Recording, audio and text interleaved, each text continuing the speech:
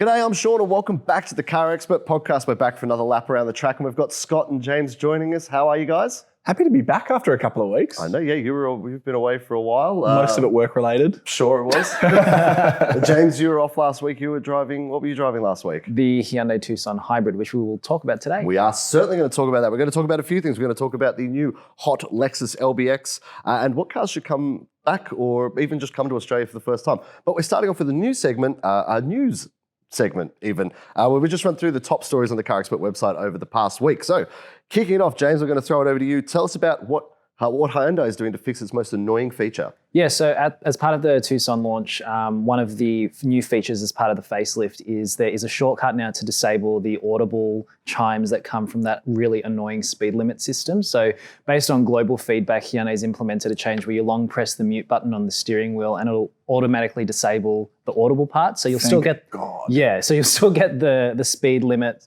sign in your cluster, for example, but it won't just, because it chimes at you when the speed limit changes. It chimes at you when you exceed the speed limit by, I think, 3 Ks or more. It just chimes. It just chimes all the time.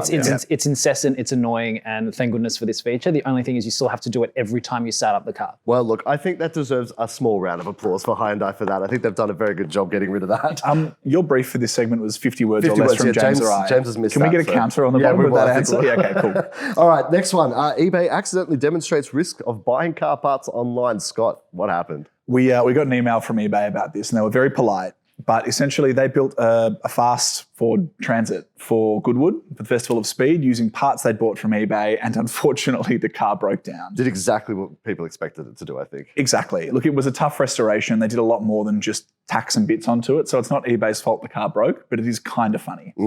All right, Tesla Model 3 recalled over rules breach. Who wants to tell me about that? Well, I think Scott can stick to the 50 words or less. Scott, what happened? What's the latest Model 3 recall about? I'm going to be brief here.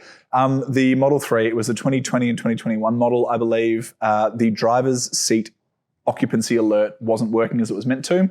It's been recalled to fix that because if it doesn't work as intended, it doesn't meet Australian design rules.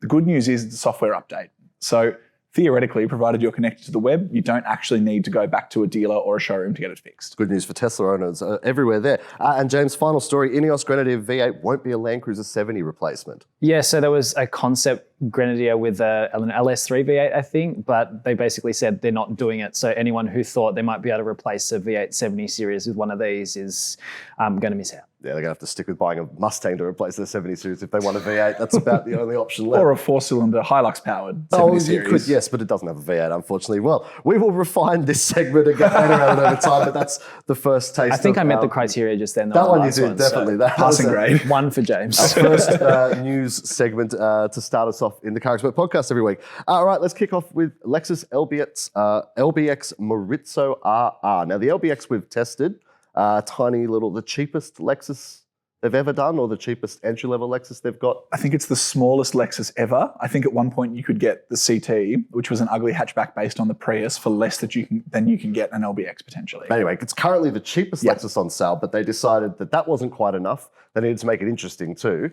So, guys, tell me a little bit about what the LBX Morizo RR is all about. So the LBX is based on the same version of the TNGA platform that underpins the Yaris and the Yaris Cross. So there's a lot of similarities there. And obviously there is a GR Yaris, which is basically a rally car underneath and has a turbocharged 3-cylinder engine with all-wheel drive. What Lexus did earlier this year or late last year, they revealed a concept which looks very close to production ready, which basically shoved the GR Yaris underpinnings under the LBX, and now they've come to market saying that they're going to actually produce it and it'll be available in Australia. So that's really, really cool. Now it comes with good news and bad news. Good news, it makes over 200 kilowatts, which is very cool.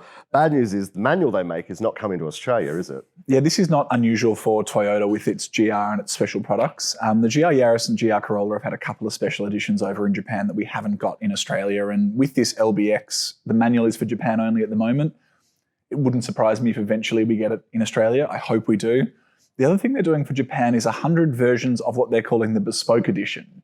The press release we got showed a whole lot of colours, a whole lot of interior trims, but for 100 people, you go in a lottery, and if you win, you can further customise your car. So think of it like a Porsche, where you can do stitching, materials, brake calipers, all that sort of thing, but only 100 people, only in Japan. I think even without the manual, this is going to be a really fun little car. The GR Yaris is an absolute riot. The GR Corolla is as well. And looking at the LBX, it's got a more luxurious interior. It's got some more features in it, but it's still going to be lightning quick. It's still going to be light on its feet. I think it might make some Golf R owners a bit worried at the traffic lights. Quite possibly. I mean, it is based off a Yaris Cross, so just to give some context to what the LBX is. So slightly bigger than a Yaris, but I mean, the GR Yaris is an absolute hoot on track, on road, off-road, if you're that keen. Do we think that there's actually going to be that sort of like handling and dynamics to the LBX Morizo RR? Look, Lexus and Toyota love details. All car brands work in the details, but Lexus actually tells you about them. Working our way through the information about this car, there are things like a new technology in the front suspension arms. It's designed to give Lexus levels of compliance, but also when you load it up, stiffen the car in a certain way. It's got a wider setup at the back because it's got a proper all-wheel drive differential and wider tyres. This is not just a rocket on a roller skate. Based on what Lexus has told us, there's some real depth of engineering here. And I think just as Toyota did with the GR brand, launching with the Supra, with the 86 and with the GR Yaris, Lexus wants this Morizo RR badge to mean something. And when that's the case, generally they do jobs properly. Right, so you talk about GR badging on Toyotas. Now, a lot of them are just sticker kits, but GR Sport as opposed to full Sport. GR, yeah. So obviously you've got the GR Hilux, which adds a bit of suspension and a little bit of power to the engine. You've got the GR Sport Land Cruiser, which is more just suspension and trim bits. Do you think we could see some more of these Morizo packages across the Lexus range? It'll be interesting to see because Lexus also has the F brand, which has been their performance flagship for a really long time. And as far as we know, they haven't actually killed it. There's been rumors of performance versions of various models in their lineup. I think their most recent effort was that IS 500 F Sport that was available in Japan and I think the US. And that was the super sedan, wasn't it? Yeah, it had a 5-litre V8 in it and it was a final run. I think they still produce it for certain areas of the world, but we never got it here. And then there's also obviously the Lexus LC. They do the F performance versions of the Lexus RX. So it's kind of interesting to see what will happen, whether the Morizo name, because that first debuted on that GR Corolla Special Edition that basically had the rear seats removed and a roll cage and all that kind of stuff. So Morizo obviously has a really core alignment to like track driving and proper performance. So whether, this might be a new sub-brand for them, I can't imagine what else they'd actually put it in unless they do like a new RC or a track-capable LC. But those cars are so old now, it's very late in their life cycle to be doing that. So maybe the next generation of Lexus product will get these branding. I don't know. We're perpetually hearing that Toyota is working on its GT3 car. There's a lot of new rules in racing, and one of them is at the very top end, there's the hypercar rules, and Toyota is supposedly doing one of those. Well, they nearly won Le Mans this year. They did, yeah. But also for the new rules, it'll mean they have to have a road car as well. We've also heard over the years that Lexus is doing an LCF. We've now heard that's off. Wouldn't surprise me if, in line with Toyota's new GR, like top-end hypercar and GT3 racing program, we also get a Lexus Morizo something. Whether it's tied to an RC, whether it's a standalone, I don't know. And there's no insider information driving this. Just trying to put the pieces together based on what we know from Toyota World. Maybe that's where it'll go. Well, we've had an RCF GT3 car for a while, so that's been quite successful in European racing categories. So it's entirely possible. One of the things, you just mentioned the GR Corolla where they remove the rear seats, because they're kind of redundant when you're buying a car like that. I think the similar thing could be said for this car, because I know, Scott, it's not a car built for you. No. Not by any stretch. I mean, who do you think is the market for this particular type of car? I think for Lexus, it's tried to do the more affordable thing before. And the CT was never really a sales success. It never really fit with the Lexus brand. This is a car for young Lexus buyers. So people who are new to the brand and who maybe looked at a Yaris Cross and went, that's the sort of car we want, but it's not quite nice enough. It's also people who are getting rid of their ES or their NX or even their RX. The kids have moved out. They live in the city now. They need something a bit smaller, but they're attached to that really lovely Lexus build and the quiet, sort of comfortable approach they take. So I can understand why Lexus has done it. I also thought the car was really well put together. I enjoyed driving it, but I just didn't fit. It's not made for people who are 6'7", basically. Yeah, so there's not much room in the backseat for me even, let alone someone like you. Now, the LBX kicks off just under 50 grand. I think it's a hair under $50,000. Where do we think this thing's going to be priced? Because a GR Yaris is very close to 60. Yeah, it'll be interesting to see how they price it, because it's a luxury performance product. I guess a key sort of what do you call it, like a signpost or whatever. The benchmark would be maybe like an Audi SQ2 because that's kind of similar size and everything. I think that's in the mid to high 60s at this point. So if you're looking at like maybe Golf R money, which is about the 70 grand point, I think that's probably a logical place to start. But you can't get too expensive, otherwise it's going to be priced out of the competition. So so we maybe mid 70s, high 70s, something like that. We could. I think high 60s to low 70s is reasonable. Yeah. Okay, fair enough. Yeah. And I guess final question: will we see a Toyota GR Yaris Cross? I don't think so. I think Toyota and Lexus are doing a very good job these days of not stepping on each other's toes. You look at the new RX and it's a very, very different thing to a Kluger or a RAV4, for example. And even in the performance world, Toyota has owned the sort of boy racer area with the GR stuff. The GR Supra is very different to an RCF. I'd be very surprised if they start playing in this space together. I would imagine there's a broader business plan that keeps those Morizo and GR badges quite separate. Sorry. I was just going to add to that quickly that the GR Yaris was almost like a homologation special for the WRC rally car and required quite a lot of re-engineering to the Yaris. So it's got bespoke body panels, it's got a Corolla axle at the rear to fit the all-wheel drive stuff. It seems like how early it is in the life cycle, the LBX was almost engineered to accommodate this from the beginning with the way it's proportion, whereas the Yaris Cross, you look at it's quite tall and upright and skinny, so it probably hasn't been re-engineered for that, and that's probably also where it would perhaps be prohibitively expensive. Well, it was built at the same factory. I know you're trying to wrap us up here, but it was built at the same factory, the Motomachi factory that they built the LFA at. I think it was a very bespoke product. So did they get nearly to the end and then scrap it all and start from the beginning? Yeah, it was meant to be a V12 to start with. Fair enough. Well, look, if you do want to read any more information about the LBX Morizo RR, we'll put a link in the show notes or in the description if you're on YouTube, and you can check out the story. Smart. Now, you might remember Smart being those silly little cars that you could park nose in a parallel park.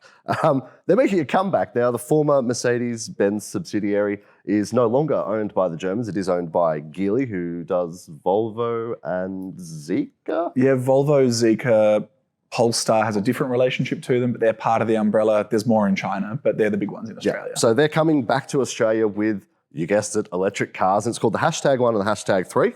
I don't think that's what it's actually called, but that's no, that actually is it, and it's horrible. Unfortunately, but they do have a Brabus edition, which I guess could be kind of cool because it makes like over 300 kilowatts. It's not the Brabus edition? No, it's surprisingly not. Might be, it might change. But look, I don't really want to talk about those cars because we don't really know that much about them yet. But what I do want to know from you guys is what cars should come back to Australia, or on another end of it, what car brand have we never had that should be in Australia?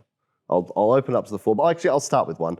I would love to see Dodge come here with like the Charger and the Challenger before they completely finish making those. I think you're a little bit late. I know I am, but I think it's a bit late. Yeah, there's always hope. There's always a glimmer of hope. But I would have loved to have seen them here because we used to have like the Chrysler Chargers back in the day. But yeah, what do you guys think? Look, we were chatting in the office yesterday, and Lancia is one of them. The new product looks quite interesting. They've got a version of the Fiat 500e, and their concept, which was a spaceship essentially last year, would suggest the new design language is going to be pretty strong. So the idea of a reborn Lancia with some money behind it, with some properly sporty products, is pretty exciting. They're teasing a rally car at the moment based on that new Ypsilon thing that's based on that new platform. Delta Integrale is back. Yeah. Ooh, yes, please. And it's got like a funky little badge. I can't remember what animal it is on the badge, but it's got like this red animal on it. It's a strange animal for like performance branding. It's probably an Italian beaver or something. I don't know. Okay, we'll move on. It's Lancia. Who knows? Look, if they came back and the cars look great, I wouldn't even care about the reliability because as long as they look good, that's all that Lancia was really good for. James, what about you? What would you like to see come back?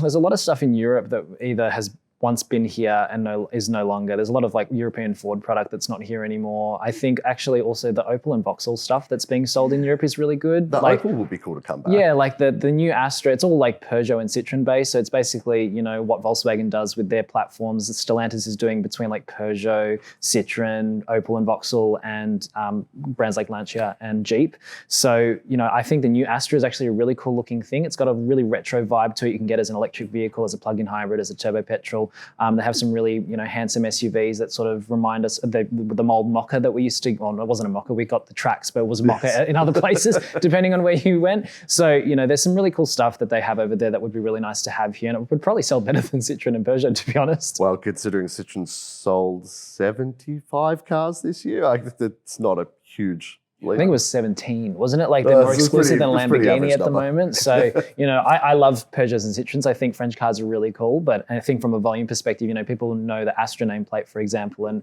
perhaps would be swayed to have an electric one. I don't know.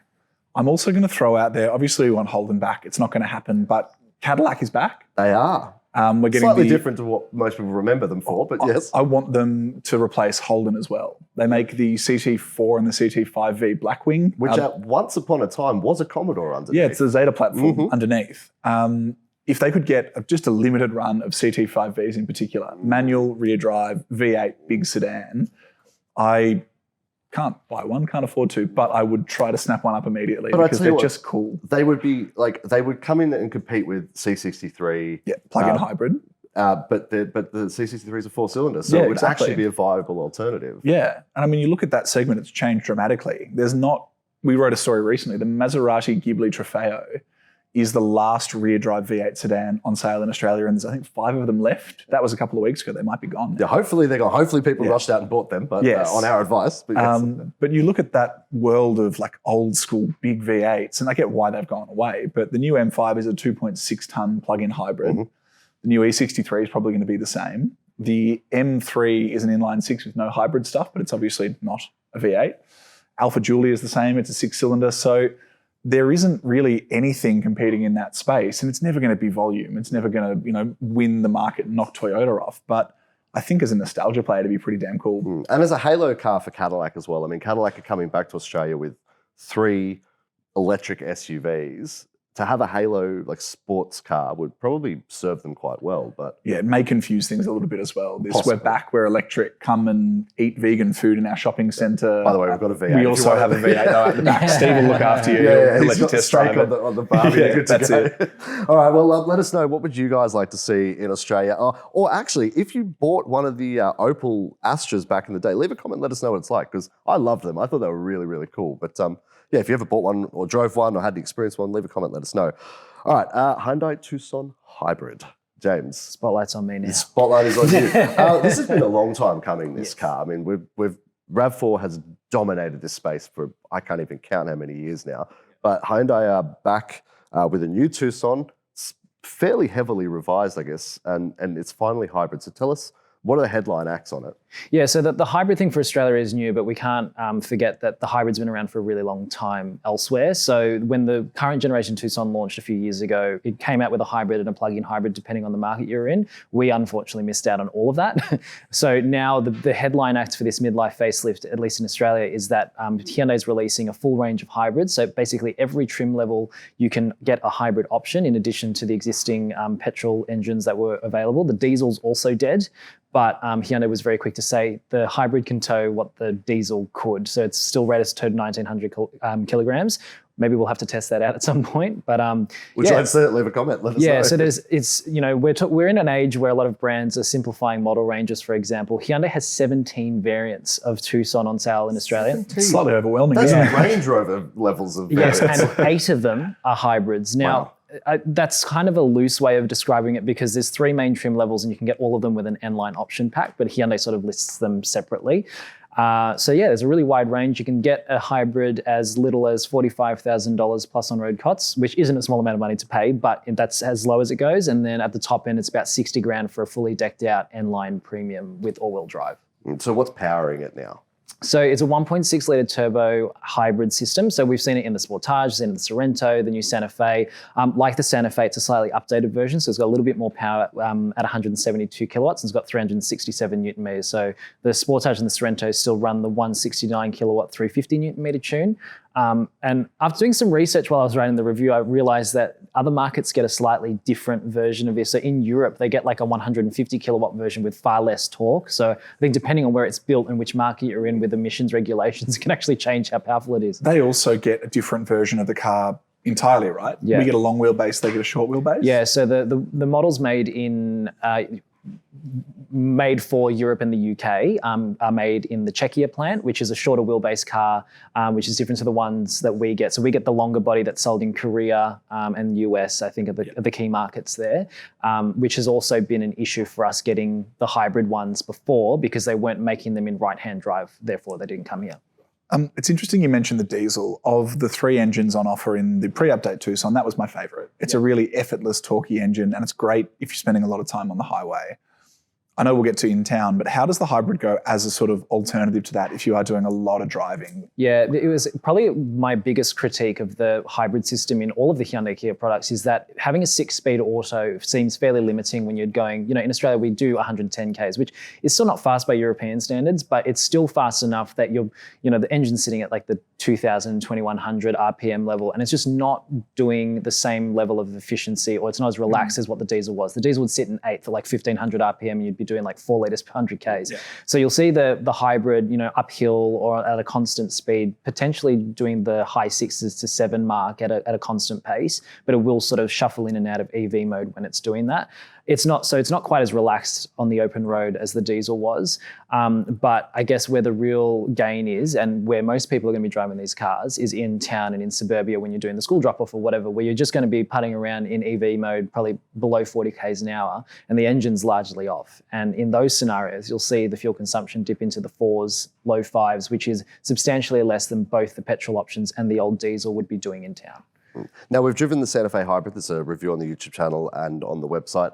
We are doing a review of the Tucson Hybrid shortly on the YouTube channel, so make sure you subscribe for that. The Santa Fe Hybrid, which has the same powertrain and everything, it was pretty good, but yeah, it wasn't quite as efficient as we hoped it would.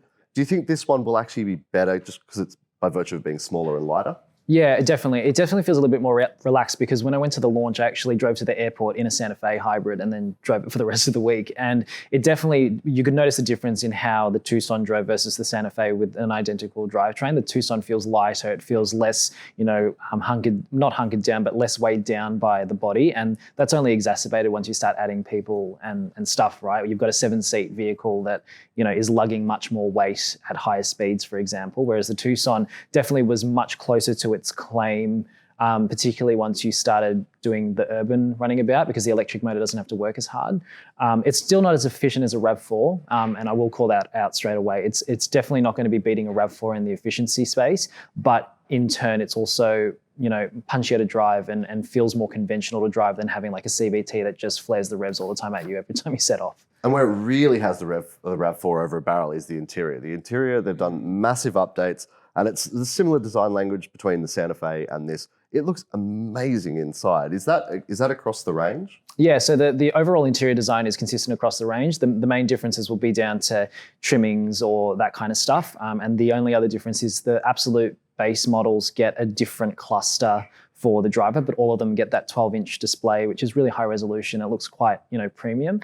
I think it's really a really good update to the old one, which had quite a polarizing, shiny touch capacity of center console, and the screen was integrated in the center console, but not in front of the driver, and there was no head-up display, and they've added that, changed all that for this new one. Definitely just comes together a lot better. And I think one of the differences between the Sportage and the Tucson for the previous update was that the Sportage felt quite high-end with the big screens and the wraparound design. Now Hyundai's come in with potentially an even better version of that compared to the Kia. So now we know that there's a Sportage facelift coming as well, probably towards the end of this year, early next. So Kia's got their work cut out for them to sort of implement similar changes. It does feel like Hyundai and Kia are the two brands that are doing the most interesting and progressive stuff across their ranges at the moment. You look at the update on some products, and I suppose an example of that is the RAV4.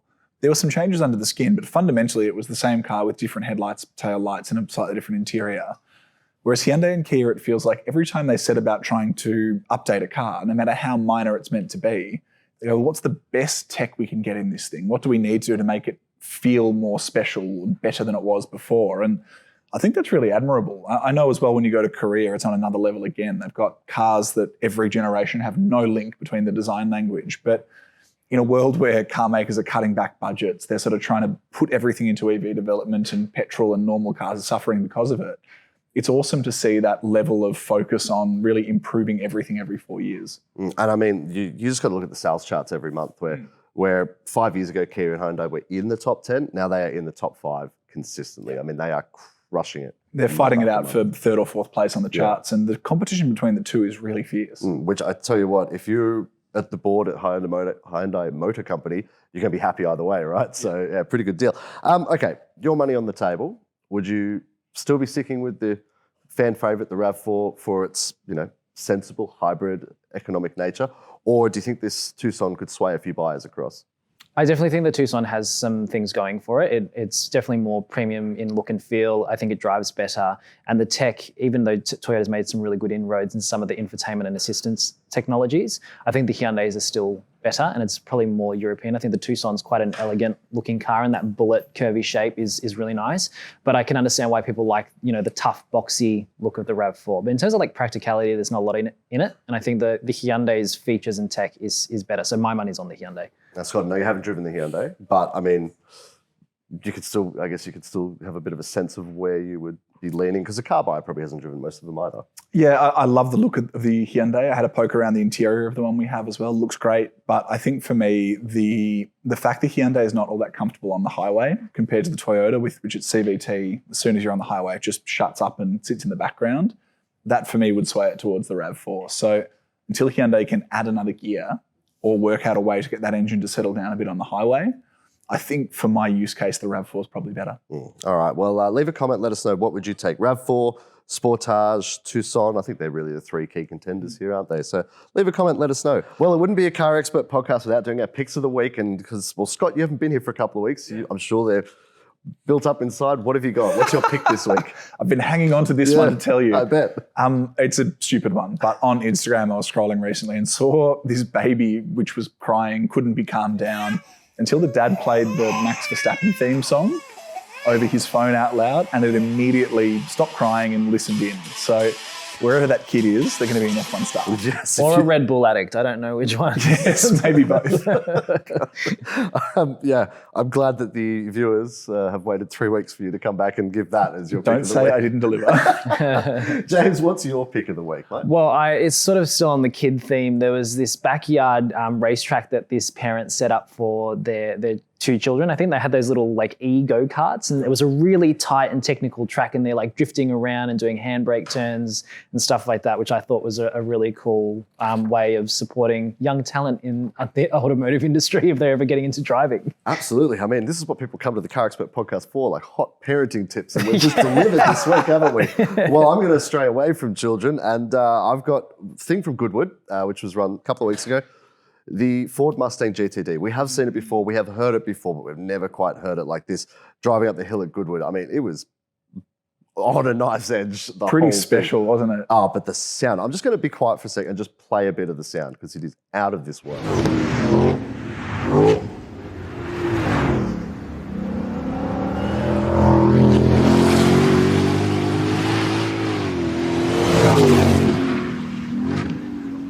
Yeah, I mean, that thing, I don't know whether it'll ever come to Australia, but she's... It's your perfect car, isn't it? Oh, just about. In the same way that James is, I'm going to say, like green over tan Bentley. Well, how he's dressed, basically. Yeah, I don't know. Yeah, something like that, yeah. I mean, it's a 911 GT3 for me. I feel like that is your... Well, it's road legal in America, not here. Which is where you should really live, all things considered. Maybe. All right, but before we start an international incident this week, we should start wrapping it up. Guys, any final thoughts before we do finish?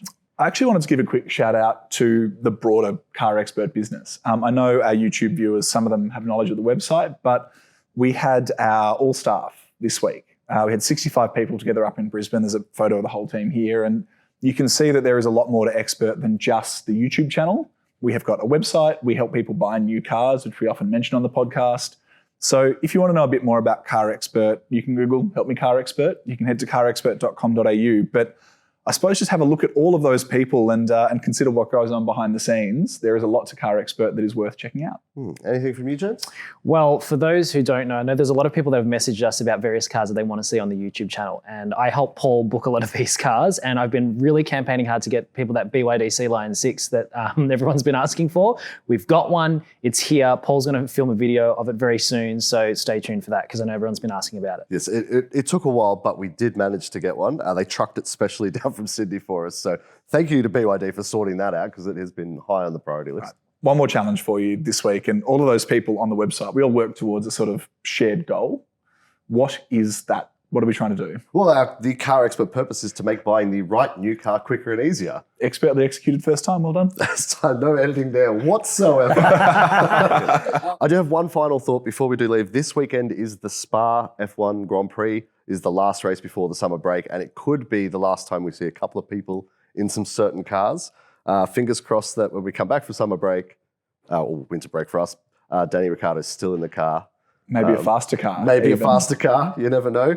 If you have not been following F1 this year, I strongly recommend getting on it because the season has gotten so interesting, so exciting, and it's probably going to be better than anything Drive to Survive will produce because it's actually a proper competitive season this year. But we are a new car podcast, so we shouldn't talk too much about racing. I think we will wrap it up there, guys. Thank you so much for coming along. Thanks for coming back, Scott. We appreciate it. Pleasure to be here. I'll see you in a month. Sounds good. And we'll see all of you next time.